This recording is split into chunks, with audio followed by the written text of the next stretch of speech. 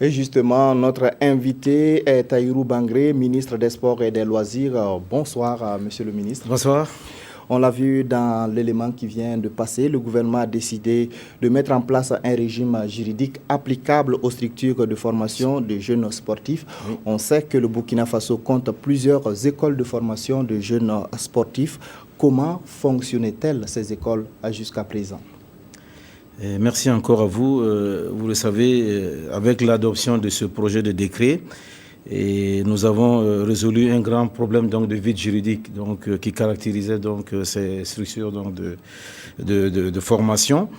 Et donc c'est une réelle satisfaction donc, pour le ministère d'avoir répondu aux instructions donc, des plus hautes autorités de ce pays donc, que nous avaient demandé de trouver donc, des solutions donc, à ce problème, donc, à certaines crises aussi qu'on avait. Parce que vous le savez, beaucoup de centres donc, se mettaient en place et certains disparaissaient. Et cela nous a empêché d'avoir quand même, vous le savez, en matière donc de relève, vous savez, quand vous voyez Planète Champion à son temps, qui a disparu et actuellement nos étalons, beaucoup viennent donc de ce centre de formation. Donc vraiment, il fallait mettre en place donc ce projet de décret, donc visant donc la création et le fonctionnement donc de ces structures. Donc vraiment, ça a été vraiment une bonne affaire donc pour nous et un soulagement aussi pour les jeunes enfants, parce que dorénavant, et lorsque vous allez dans ces structures de formation, vous êtes obligé quand même, la scolarisation est là, donc il va falloir penser donc à ces enfants-là, donc à leurs études, et non pas forcément à une rentabilité économique. Donc je pense que l'enfant est au centre donc de ces centres, de ces structures donc de formation. Il y a que ces structures également étaient confrontées à des problèmes d'infrastructure et de moyens matériels et financiers pour leur fonctionnement. Mais bien sûr, et maintenant, dans les cahiers de charges, il va falloir donc mettre au point donc toutes ces infrastructures dorénavant.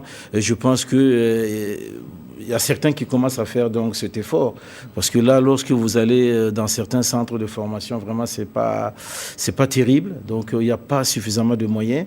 Il faut mettre vraiment les enfants dans les conditions. C'est comme à l'école, il faut vraiment qu'ils puissent bien travailler dans des conditions idoines. Et je pense que avec ce projet de loi, nous allons vraiment arriver donc à trouver donc des solutions et pour assurer la relève, ce que nous recherchons d'ailleurs, parce que on voit qu'il y a un problème à ce niveau-là. D'accord. Alors, monsieur le ministre, la CAN 2017, c'est dans moins de 10 jours. Les étalons sont en préparation à Marrakech. Est-ce que sur le plan matériel et financier, tout est réuni pour permettre aux étalons de faire une bonne CAN? Oui, des efforts ont été faits. Ça n'a pas été facile parce que, bon, vous savez, pour trouver le budget qui n'était pas inscrit, donc le budget prévisionnel qui n'était pas encore inscrit dans notre budget. Et donc, ce n'était pas évident. Mais vraiment, je profite de l'occasion de saluer les hautes autorités vraiment qui ont compris. D'abord, le président, le Premier ministre, le ministre et le Comité des Finances. Et donc, pour nous permettre quand même d'avoir donc, les fonds nécessaires pour accompagner nos étalons. Donc, je pense que c'est chose faite. Et tout est mis en place donc, pour accompagner les étalons qui constituent, comme vous le savez, la vitrine donc, de notre pays. D'accord. Alors, un match préparatoire, un match amical contre l'équipe A' du Maroc, les étalons ont perdu hier 1-0. Est-ce que cela ne vous inquiète pas un peu?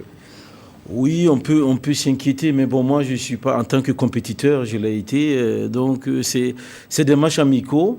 Et autant souvent, l'entraîneur va procéder à plusieurs changements. Et je pense que c'est ce qu'il a fait. Il y a eu beaucoup de jeunes qui ont évolué en première mi-temps. Et puis aussi avec l'expulsion matinale très tôt de Traoré. Donc, on n'a pas facilité les choses. C'était un match amical. Je pense que souvent, moi, je le constate comme ça. Certaines défaites nous aiguisent, nous permettent donc de nous préparer davantage donc pour aborder donc, les matchs à venir. Je pense que on peut reculer pour bien mieux sauter. Je pense que c'est aussi l'occasion donc de se remettre en cause quand vous avez des défaites, etc. Il ne faut pas forcément tout le temps gagner parce qu'on peut dormir sur ses lauriers. Et je pense qu'on va tirer les leçons. Hein. Je pense que l'entraîneur est là pour ça. Il va tirer les leçons de ça, réunir, voir ce qui n'a pas marché, ce qui n'a pas fonctionné. Le plus important, c'est le 14, hein, le 14 janvier, le premier match, et qui est voilà, contre le Cameroun, c'est le plus important. Les matchs amicaux, et puis l'équipe d'en face est venue, c'est l'équipe A'. Ils n'ont rien à perdre. Ils veulent se montrer aussi pour mériter leur place en équipe A, donc ils vont se défoncer.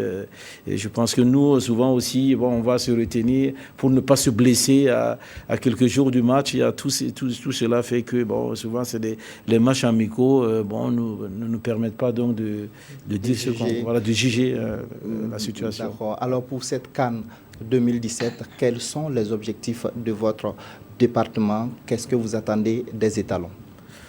Oui, les objectifs, je pense que c'est les mêmes que tout le monde, c'est de remporter la CAN. Hein, ça, ce sont nos souhaits. Hein, ça, il ne faut pas se le cacher. Nous rêvons tous de remporter cette CAN. Et sinon, ce n'est pas la peine de partir. On va se donner les moyens. Et on s'est donné les moyens. Et donc, les supporters vont nous suivre.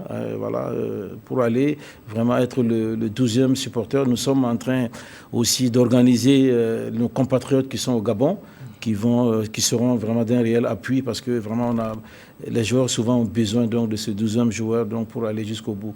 Donc nos objectifs c'est déjà le premier tour, donc il faut viser à le passer et puis maintenant le reste on verra ce qui va se passer parce que les 16 équipes sont là, tous pour remporter la coupe. Et nous, notre souhait, c'est de la remporter aussi.